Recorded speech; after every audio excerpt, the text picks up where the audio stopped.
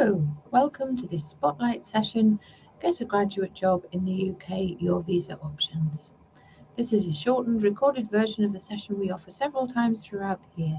Take a look at our events page to find out when the next one is taking place. I'm not an expert in visa and immigration matters, and this session is a brief introduction to the main relevant visa types.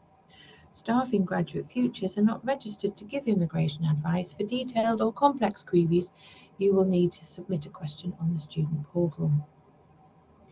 Which visa route you take depends very much on your goals for staying in the UK, so this presentation will help you to think about those goals and then identify the best approach for you. We're focusing on the skilled worker visa, the graduate route, and the government authorised exchange. For more detailed information and advice, and to be sure you are accessing the very latest guidance, do check the links in the presentation. It might be that this session is recorded in September 2022, so do check the latest information through the links. This is an introductory session and it's not going to cover all the details of the regulations and fees or elements like the immigration and health surcharge or self-employment routes, which come under different rules.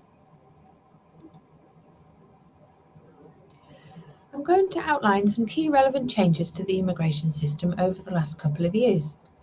You'll notice that there's been some changes to the terminology.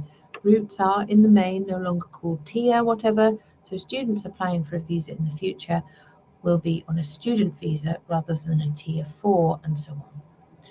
The good news is that the rules are now much more favourable to international students than they were, and not just the graduate route. It's worth knowing about some of the other changes too.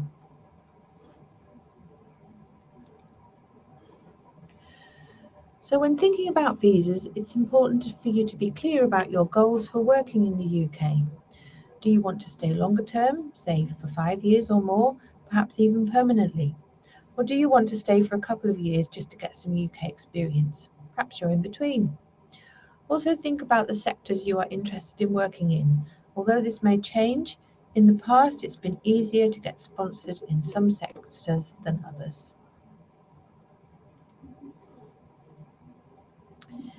If you know already you'd like to stay longer term, you will need a job where the employer sponsors you through a skilled worker visa. If you know you only want to stay for a shorter period to get work experience, then the graduate route will be enough. And of course, according to the government guidance we have at the moment, it looks like you could extend your stay if you later decide you want to, either by securing a sponsored job later through the skilled worker visa or applying to the government authorised exchange programme. The current guidance states graduates will be able to switch into other routes in line with the wider approach to switching when applying for leave inside the UK. This will include the ability to switch into work routes if they are able to meet the requirements. In the past, it has usually, though not always, been the large global employers in sectors like accounting, law, banking, consulting and engineering who have sponsored. And it has usually, again not always, been harder to find sponsored jobs in arts, heritage, media, development, charities, education, or in fact many smaller employers across a wide range of sectors. UKCISA, the UK Council for International Student Affairs, say according to Home Office statistics, most jobs for which people are sponsored under the old Tier 2 are in the following sectors: information and communication, professional, scientific and technical, human health and social work, financial and insurance. We don't really know yet how much the new skilled worker visa will change this, but if your goal is to work for the type of employer who hasn't often sponsored in the past, the graduate route does now give you the ability to do this in the shorter term, and hopefully you can try to persuade the employer to sponsor you if you want to stay longer. Moving on now to speak in a little bit more detail about the skilled worker visa. So it's similar to the old Tier 2 route, but with some significant differences. Tier 2 closed on the 1st of December 2020. It's a points-based system, as you can see, so the important thing is you need 70 points. 50 points, the first 50 points you're highly likely to get. So you're highly likely to be applying for a degree level job, and in order to study here you will have already proven your English to that standard. Then there are various ways that migrants to the UK can get the next 20 points. Full details are on the government pages at the link. Things like having a relevant PhD or it being a job in a shortage occupation are helpful. However, the easiest thing to simply remember is that new entrants get 20 points as long as the salary is at least £20,480 and at least 70% of the going rate for the job. As long as you switch into the skilled worker visa from the student route, the new name for Tier 4, or the graduate route, you will be a new entrant. You can read the full definition of a new entrant at the link in the box. If you decide to leave the UK on completion of your studies, then you can still be regarded as a new entrant if you are aged under 26 at the time of your application. At the link, you can also find out the going rate for the profession that you're interested in. Some of this information is listed by looking at what's called a SOC code, SOC code, or Standard Occupational Classification Code, in one of the appendices to the document in the box. Employers who are used to sponsoring should be aware of the salary offer they need to make, but it's good to make sure you understand the rules as well, as some employers may not be up to date with the changes. Importantly, there is no cap on numbers like the old Tier 2 route, and the resident labour market test has been abolished. In addition, because of the change for EEA citizens, some sources are expecting the number of employers who have a sponsor licence to increase something like fourfold, which may also lead to an increase in the number of opportunities for new graduates. But bear in mind, employers will still have to pay the immigrant skills charge per person per year, which is £1,000, so on. And students often ask us kind of for stats, and unfortunately we don't have statistics on how many switch from Tier 4 to skilled worker at the moment. The graduate route is much simpler. You can stay in the UK and work, or look for work for 2 years or 3 years if you have a PhD. I've highlighted two important benefits of this route: the flexibility over what you do and who you work for, and the fact that it gives you time to try again for a sponsored job if you weren't successful the first time round. The guidance says you must have valid student or Tier 4 permission when you apply and have studied a degree, a master's degree or a PhD. There are some other eligible courses which include things like the legal practice course, the law conversion course, the bar practice course and PGCE.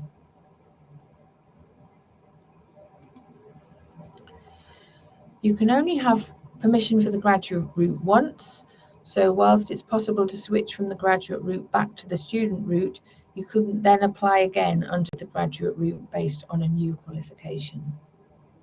You can only apply in the UK.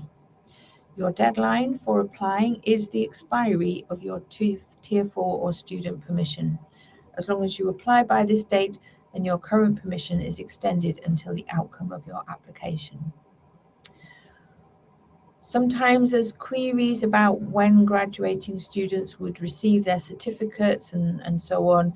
There is an IT mechanism for universities to confirm students have successfully completed their course, so you don't have to wait for your certificate or graduation ceremony. If you want more information about certification, then again there is an article on the student portal about the arrangements for that. There's an application fee of £700. EU nationals get a £55 discount, plus you would need to think about the immigration health surcharge at £625 per year of permission you are applying for. While the application does not require any evidence of your funds, you will of course still need money to pay your living costs. Do you have enough money to support yourself until you find work? What is your plan if you do not find work?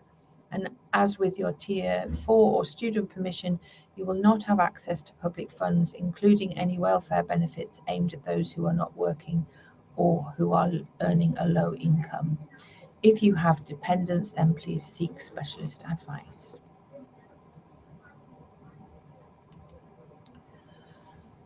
There's also the Government Authorised Exchange Scheme. This used to be called Tier 5 Government Authorised Exchange. It is a temporary work route aimed at helping you to gain training or work experience. There are different rules for this visa route, so the role must be above the employer's normal staffing requirement. And if you are applying from the UK, it will need to relate to your degree or your qualification.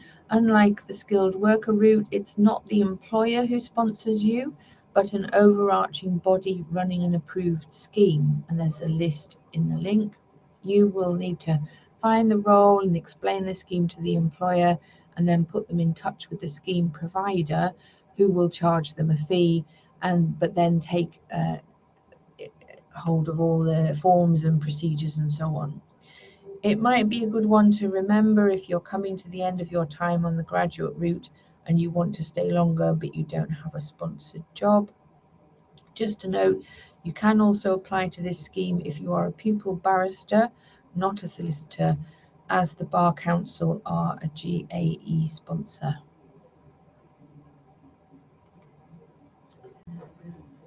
Students are often aware of the government list of licence holders, which I've included a link to here, but it's very important to understand that an employer may have a licence, but that doesn't always mean they will sponsor a job you have seen them advertise, as the job still needs to meet the requirements I spoke about earlier, and you should always contact the employer to check it is a job they will sponsor before applying. Having a licence does not necessarily mean that they are hiring graduates. This could be for a number of reasons. They might only utilise their sponsorship licence for experienced hires or intra-company transfers. You can find out more about how to approach your UK job search in our special International Student Careers Programme, and there's lots of practical advice in Careers Online.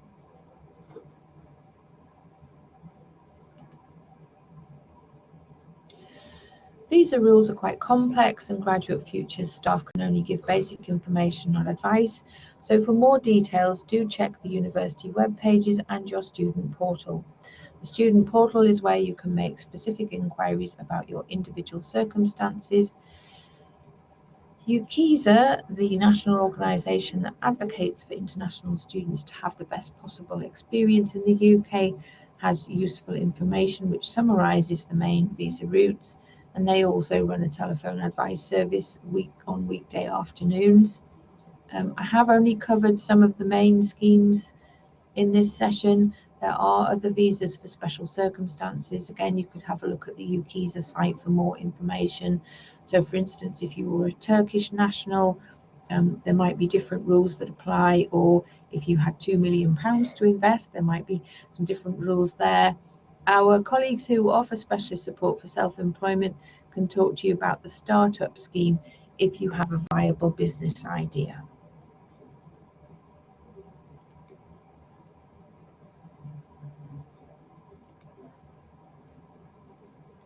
So as I mentioned, have a look at all the information we have on Careers Online, lots and lots of material in terms of how to research employers, how to support for making applications, and so on.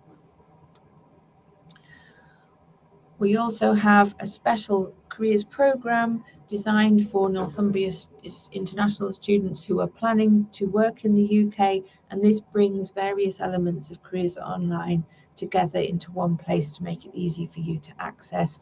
So that covers lots of different elements, as you can see on the screen.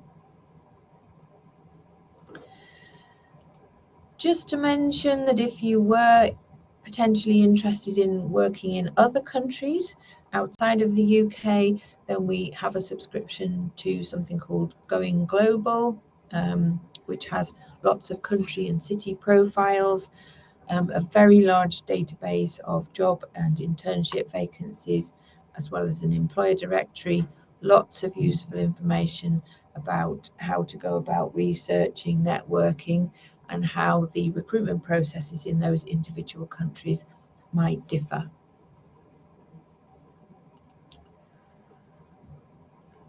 We do also run a vacancy website, Jobs Online. Hopefully you know about this already, but if not, do sign up for that. We have hundreds of employers targeting Northumbria students and graduates annually, and this website is specifically for you with employers who are targeting Northumbria students and graduates.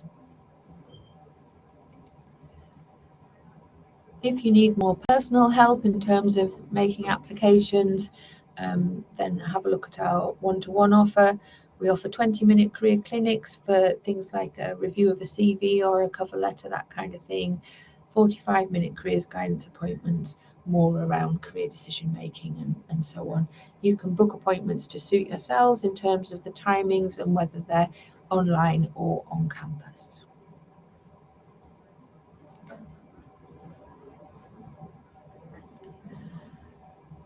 Thanks very much for watching. Fill in some feedback for us. We were always interested in hearing what students have to say, and check out the other videos in this series. Thank you.